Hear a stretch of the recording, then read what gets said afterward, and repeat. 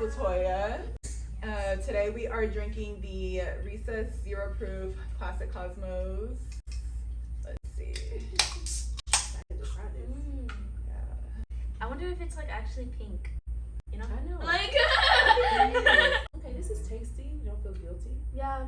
Have you guys ever made like infused like water? Like infused water like with different like fruits and stuff and put it in there? That's kind of what it tastes like. All right. So one of the things we wanted to talk about is kind of like salon life and suite life, like the pros and cons of it. Ashley, you've never worked in a suite, right? I've never worked in a suite before. No, I've worked in a suite. I think like I don't think I could do it because I'm so like I want to talk. I love talking. Yeah. My last salon, it was like sometimes that they're really really quiet because they were all used to be suite owners. So it's like, you know, going to the suite and then coming to the salon, they all used to be quiet. So one time I told them, I was like, y'all don't like me, just say it. I was like, cause y'all don't talk. I'm like, though, I don't think I would do a suite as a like not in like the next 5 years. Like I don't think I could do it. And then Miss Latoya. You know what? I find there's pros and cons in both. I've done both. I do like the salon environment, the old school way I say, because it's like it's community. You know, you communicate with each other. Your clients can meet each other. My clients would network with each other. Hey, you do this? Oh, you do real estate? You know, they would all kind of get together. And then girl talk was always a lot funner. You know, when it was. And then also from the stylist standpoint, if someone does something that you don't do, you can get a quick lesson. You can watch. You can kind of gain more knowledge. I felt like that way. There's also pros to the suite life too. I mean, you get to decorate it how you want to. Then you have clients. Some clients, especially with like alopecia and things like that. Sometimes they don't like to be exposed, you know. I don't know. I feel like it just depends on the stylist and the client. Both. I could do both. But I definitely prefer a salon environment over a suite. As for me, like same thing. I've been in a salon first, went to a suite, now being in a salon again. Being in your own salon suite, like I did love. Like I was like, yeah, I'm gonna be on my own. This is like great. I get to decorate it myself. But you don't realize like the overhead. That part. Your booking app, you have to do the laundry, you have to make sure you have all the colors and not have to like run to Armstrong or something like, oh my god, I forgot I didn't have this color. Just like making sure everybody like has food or snacks. I mean, some places don't really care about that, but I do. Yeah. It's like a 4-hour process sometimes. Yeah. And you're in there by yourself, like I would catch myself like eating all my snacks. Like I wish I could have vented, asked a question of this happened and I had to like Google or like TikTok the answer. Whereas if you're in a salon, it's like, girl, so like this happened, like what should I do? Yeah. And someone might have like a quicker way to do something. They might have just a better solution to how to do something that could save you like time. And then, you know, you can train in salons with each other, you know. And classes nowadays are really pricey to, you know, keep your education going. It might be something as small as just the way that they did a layer that took off 20 minutes off of your section, your section, your services. So it's just, I love the community and the education part of it. It's like you can't get that in the suite. Yeah. I think too, as like a baby stylist, it's like you get to learn from everybody without having the fear of like. I feel like as an assistant, I was scared to ask like questions because like they want you to know. Being your own stylist and working under somebody like you've been in your own suite, you've done hair for a really long time. So it's like when I ask you questions, I don't feel like scared of like, oh, like she's gonna tell me like, girl, you're dumb. I'm like, no, I'm still learning. She gives me the opportunity to still learn and get ideas and like grasp stuff without having them be like, oh, let me pay you $500 just for you to tell me how to mix color. Like, you know what I mean? Like, so I like both. I like that aspect of like being in a salon and like getting to learn and bounce off of ideas. Because there's a lot of times too, I'm just like, I think I know, but like, I'd rather ask and like you tell me, yeah, you're right. And then me just do it and find out, oh, well. You learn how to communicate, I think, too. Like, as a new stylist, like, you might watch how a master stylist or someone has more experience, how they, I don't want to say interview, but how they do their consultation. You know, because you can listen and you can kind of learn and here's different things. Like, I remember when me and my sister was working in a salon together, sometimes I could listen to how she explained certain things, and I'm like, oh, okay, I like the way that she explained that, so now I'm incorporating that into my consultation, you know, or vice versa. Or if it's something that I don't do and she does, our clients were okay with like, I'm gonna book her for this, and I'm gonna book you for this, you know, or hey, I'm doing this color, can you do the hair extensions, you know what I mean? Like you're sending them like across town to get. They can just go to someone that's there. And personalities are important too. Yes, definitely personalities. Oh my gosh. They can make or break any situation. You don't want to like lose a client over, you know, the way like someone may talk. I'm not somebody who curses a lot, but it's like I'll have some clients who like they just cuss like sailors, and I don't want to be like, girl, like, you always cussing. But then like the flip side, like you said, losing a client over maybe another stylist, like, you know, they might hear something and you're like, oh my gosh, like, I'm sorry. Sometimes personalities are important because sometimes you don't know what people will talk about, what they won't talk about, and that's another learning tool. Like, okay, we're not going to talk about this. You know? And I've had that happen to where I've sent a stylist to someone I knew to do something, and then my client calls like, yeah, I'm not going to go to her anymore because she was talking about this and she didn't know that this was going on in my life, and she just was, you know, and I'm like, oh my gosh, you know. So I know like that is, you have to be cautious about where you go to, because you want to make sure that like you mesh with those stylists too, you know, and like you said, clients too. You want your clients to mesh with you and vice versa, you know, and everybody's just not a fit, you know. Other salon that I worked at, I invited my old coworkers to kind of like my going away party and introduce my client to those people, so that way they wouldn't be strangers. What I thought like was best was like, okay, well this person specializes in this and this, and oh, she does shortcuts and this cuts. I didn't take into consideration like the probably like the personalities wouldn't mesh well, because I have had a few of my clients come back and was like, girl, like we got into it, like I was like, oh my god, like, I never You're like, oh, I was like, I didn't know how it was like that. Like I apologize. Like they're just like, no, like I know like you recommended, and then there's that recommendation. It's like, dang, like like I'm sorry that the situation happened. But like she really is like specializes in this and this, but like their attitudes just like they did not mesh well at all. Right. And I felt bad. There's just some things that don't get taught in school for sure, and I feel like we don't really talk too much about consultations in school. It's like they hit on it and then it's like that's it. Yes, it's like, oh, like what do you want to do today? Okay, we're gonna do this, and then hair history. They'll tell you, oh, do 5 years of hair history, and it's like, I mean, there's other things that we need to touch on other than hair history. Either. So it's like a lot of clients do not tell the truth. When they want something done, they will skip out on things because they want to have that service. So it's like, you know, consultations are super important. It's like you said, it's not just about, you know, the 5 years of hair history. Let's go down this list. It's you gotta really like look and watch and use all the senses at the same time. Yeah, like coming out of school is like, because like in school they just give you like a paper and you go down the paper, you check off and you put down like, oh, they want a round cut, oh, they want later. Like that's it's it. Just like, it's just for one client. It's not just for you to get a signature so you can start. Like it's literally not even teaching you like the proper way to consultate. So I think that was like the hardest thing learning like right after school was like, I can ask you what you want, but like it was so hard for me to like get in depth with my questions and like you get nervous. You get nervous. I didn't get nervous, but I started talking, like, I just rambled about something completely else, and I'm like, oh wait, let's get back, you know? But, so it's like, the consultation part was really hard for me, because it's like, maybe I took something that you said totally different, and it's just because I didn't ask the right questions. It's not even the client's fault. Like, there's a lot of times I feel like in school that I could have done a lot better with, like, haircuts and stuff, and it's just like, well, if I would have asked the proper questions, if I would have asked, like, hey, like, do you want it to sit right here, do you want it to be this, or, and in consultations, I would say, like, you don't learn so much about, like, face shape. So, like, I felt like in school, like, they give you, like, the broad generic of it, but you're not taught, like, oh, this looks good on this skin tone. This looks good with her eyes. This looks good with her face shape. Like, it just kind of, like, it's just kind of, like, trial and error. Like, she has, like, predominant cheekbones, so kind of, like, curtain bangs look really nice on her, really cute. Or she has glasses, make the curtain bangs a little longer, so they sit a little higher. Like, you're not taught that in school. Like, you really just gotta learn, you know? Because, I mean, unfortunately, you know, the goal is for them to make sure you pass your test.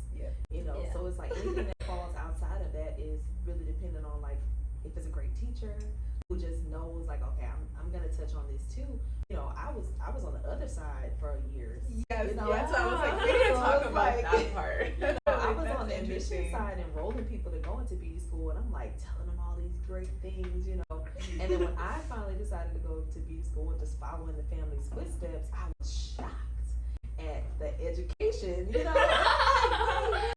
Okay, I'm like, so they don't go over this, they don't go over this, and or if they went over it, it would be like one day, you know, or the braids was one day. Yeah, you would see the students who never had any experience with doing hair, and you could see them being really nervous and wanting to learn these extra things because, you know, with social media, they're saying all this stuff, and they're like, oh, I'm gonna learn how to do all this stuff, and then they get to beauty school, and it's like, well, no, you're gonna pay for that after you get out of school. Yeah. You know? So I was just really you know, and I'm not knocking the schools because they really do need to train you to pass the test, but it just sucks that they don't get more education. It's too broad. Like they touch on all these different things, but they don't really get specific and focus on certain things, which I feel like is really important, you know. Especially if we're given that much, especially if it's 1,000 hours, I do think you should have been taught a lot of things. A lot. And I took the 1,500 hour thing at Paul Mitchell, and I learned, but honestly, like, I learned because I sat there, I went on TikTok, I would literally teach myself, like,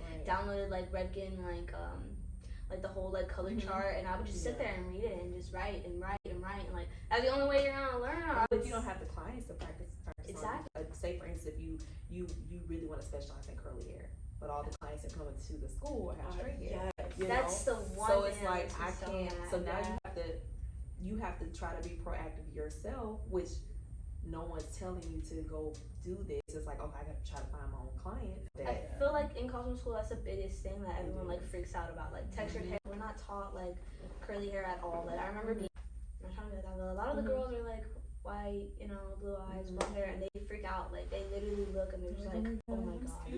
It's like are different. So it's like you can't do the same technique. And it was a training I took not too long ago, and I love this guy, but he always kept saying black hair, and I was like, well, actually, you really can't say that because you have white people with kinky hair, you have black people with straight hair, so you really just say highly textured because just because they're black, it's not me. Aveda and Paul Mitchell, I had students who would be like, oh man, I wish I could learn how to do your hair. So my hair is naturally curly. Like this is, I get a quick silk press every 3 months with a trim, and then I'm curly, highly textured, you know.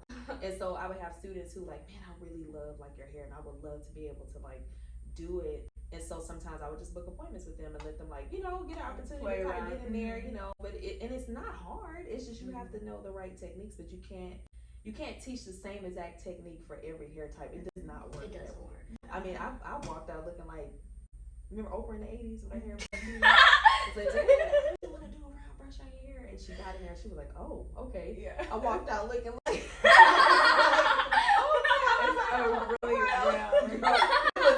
it wasn't smooth or anything. It was just like, you know, I'm like, okay. But, you know, I didn't knock it. I'm like, well, at least it's straight. I can do the rest, you know, when I get home. But I wish there was more education in the schools on multiple hair types, even Asian hair, you know. Like, I wish that they, you know, it was just more, or at least more mannequins that were, you know, not you have a few, you know, but it's still not like. We got one like Naomi. Yeah, you know, Deborah like, what? And, you know, the way I've looked at things is like, every woman should be able to go into a salon and get their hair done. It shouldn't be where you go to one place and like, oh, they can't do my hair. You know, because the thing is, if I don't care what color you are, if I find out you know how to do my hair, you do it well, I don't care. If you could do a great job, that's all I care about. You know. Yeah. When I was in the military, I had a lady who she was Korean, and I was growing out my relaxer. Like I wanted to go natural, and so I had for 9 months I was doing roller sets and like all kind of protective styles, and I wanted to get my hair straightened. And I remember I went in and she was like, "Yeah, I can do your hair." I was like, "For real?" Like for real? She did my hair. She pulled out a round brush, and I was like, but my hair came out amazing. One of the best smooth out services I've ever had. And I was shocked myself because I'm like, she used a round brush on me. Like, she did all these things. And I'm like, wow. And so I became one of her clients. But again, she probably got the knowledge on her own. You know, she probably studied, watched videos, and, until she got it. But we can save people that trouble if we just teach them in beauty school. Yeah. Yeah. I wish I would have got taught that a little bit more. I could do a silk press pretty well. Yeah. I could do that, but it's also because I've been raised around people that have textured hair. Right. So it's like all my siblings have super curly hair for most of it. So it's like, and one of my mom's best friends, her son is black, so he had. So you got So you know what I mean? I've gotten the knowledge, so I'm like, but the people that don't have it, it's like. Right. It's sucks. intimidating. Yeah, like I remember in school, they took one day out of our whole entire school year. Right. A whole entire year and a half, I was there.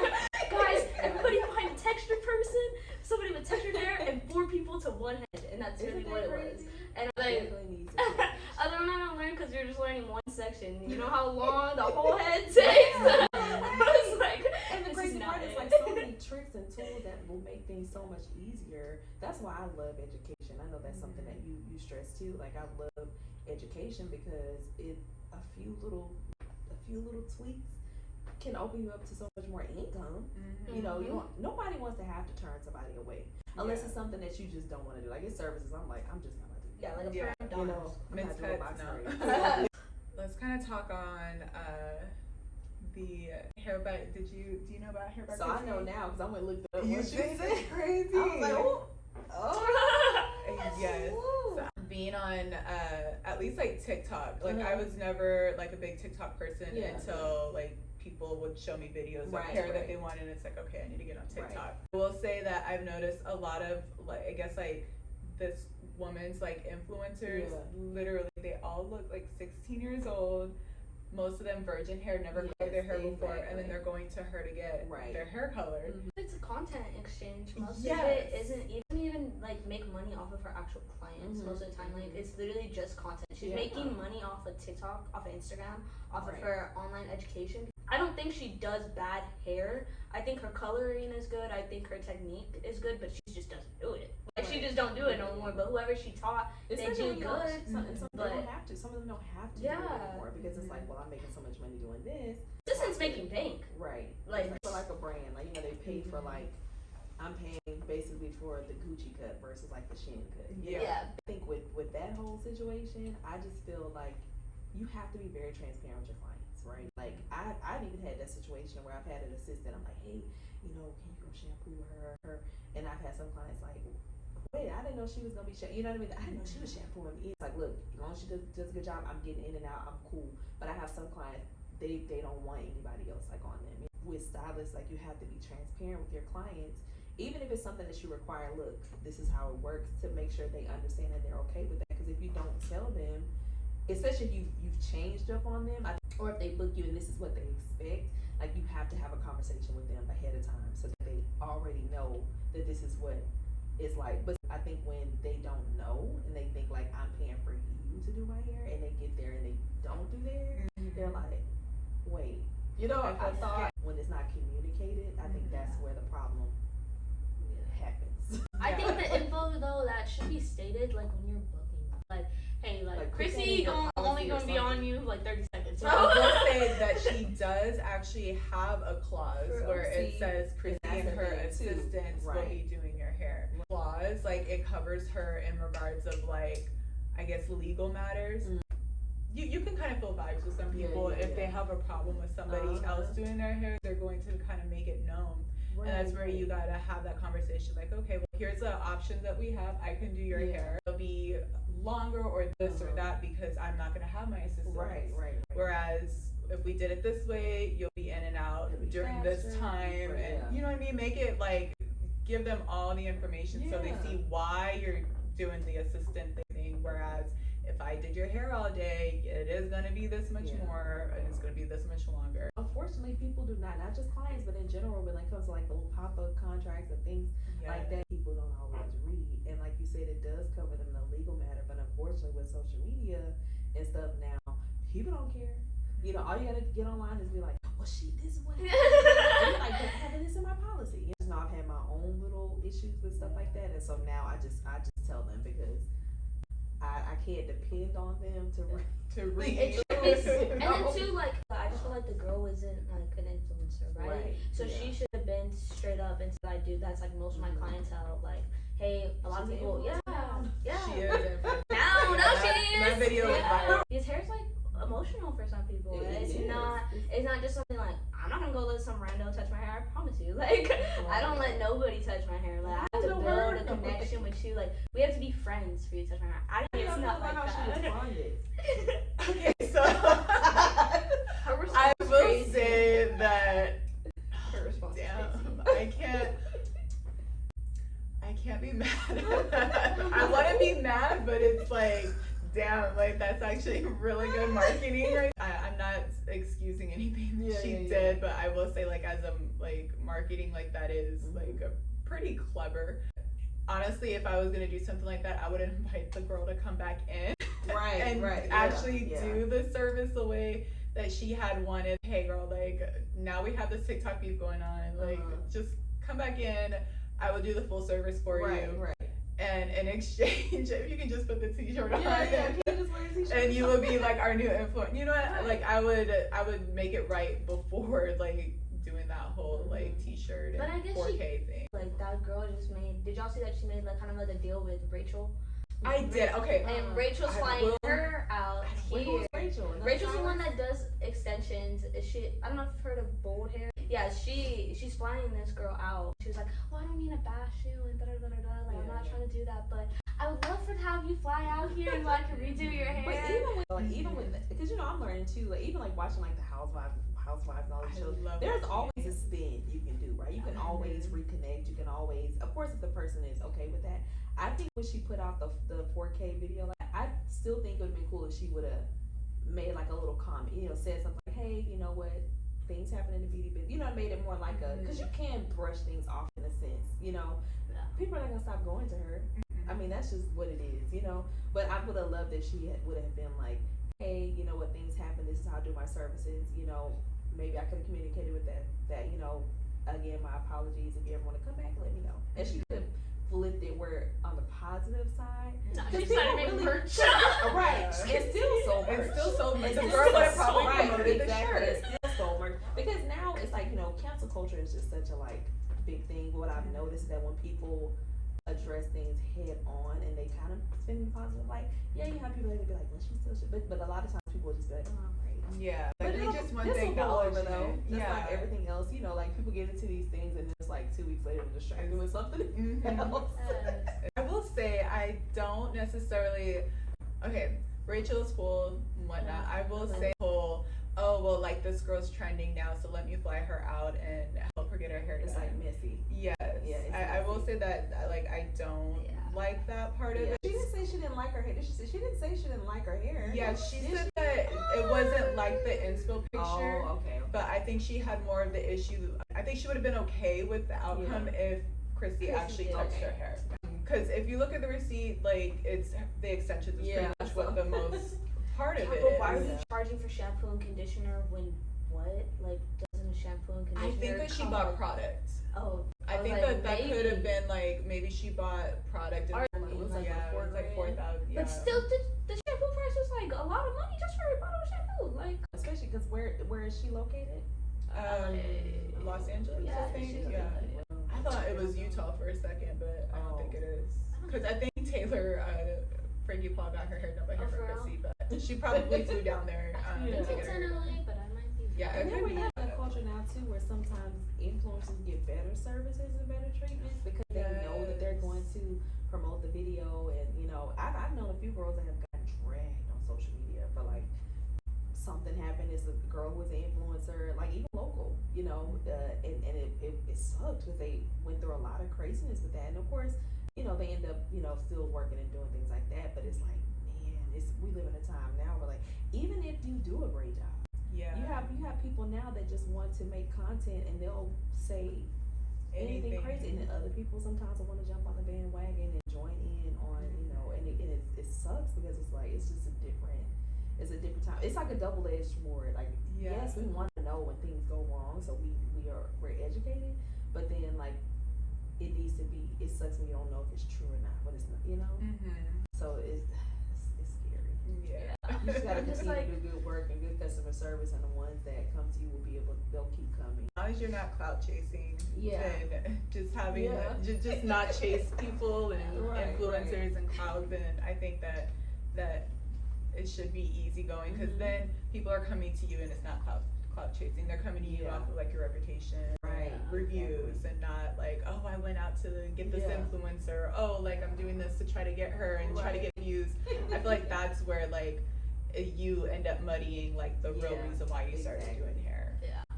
It's crazy. I've even seen like with the wigs, like we're the influencers and they're like, oh, so and so sent me this wig, and then the comments are like, that wig did not look like that when we got it. You know, like all the comments are like, that's not how we got it. It's like, oh, they sent the good wig to the influencer, but like the regular clients is not the same. Yeah. You know, and when you're working with like influencers or content creators, like I learned my lesson like early on.